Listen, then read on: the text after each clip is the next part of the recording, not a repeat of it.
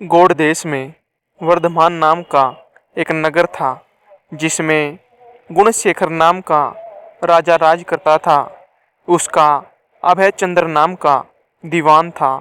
उस दीवान के समझाने से राजा ने अपने राज्य में शिव और विष्णु की पूजा, गोदान, भूदान, पिंडदान आदि सब बंद कर दिए। नगर में डोंडी पिटवा दी कि जो कोई ये काम करेगा उसका सब कुछ छीनकर उसे नगर से निकाल दिया जाएगा। एक दिन दीवान ने कहा, महाराज, अगर कोई किसी को दुख पहुंचाता है और उसके प्राण लेता है तो पाप से उसका जन्म मरण नहीं छूटता। वह बार बार जन्म लेता और मरता है। इससे प्राणी को मनुष्य जन्म पाकर धर्म बढ़ाना चाहिए। आदमी को हाथी से लेकर चींटी तक सबकी रक्षा करनी चाहिए।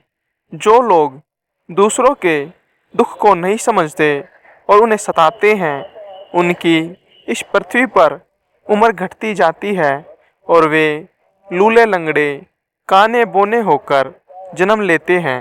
राजा ने कहा, ठीक।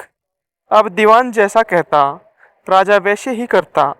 देवयोग से एक दिन राजा मर गया।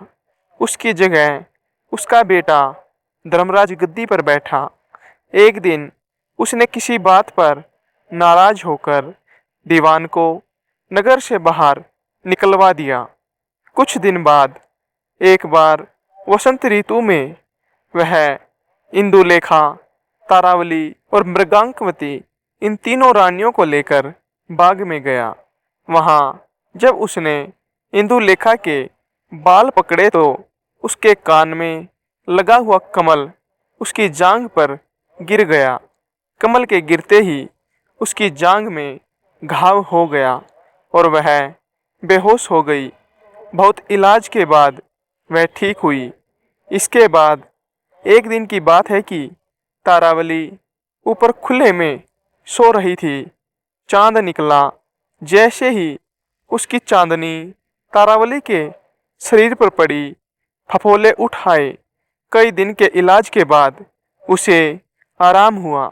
इसके बाद एक दिन किसी के घर में मूसलों से धान कूटने की आवाज़ हुई। आवाज़ सुनते ही मृगांकवती के हाथों में छाले पड़ गए। इलाज करवाया, तब जाकर ठीक हुई। इतनी कथा सुनाकर बेताल ने पूछा, महाराज, बताइए, उन तीनों में से सबसे ज्यादा कोमल कौन थी? राजा ने कहा, पहली दो को घाव और छाले कमल और चांदनी के छूने से हुए थे, जबकि तीसरी मृगांकवती ने मूसल को छुआ भी नहीं और छाले पड़ गए।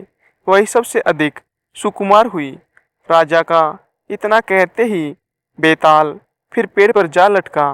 राजा दोबारा मसान में गया और जब वह उसे लेकर चला तो उसने 12वीं कहानी सुनाना शुरू किया, जो आपको अगली वीडियो में सुनने को मिलेगी।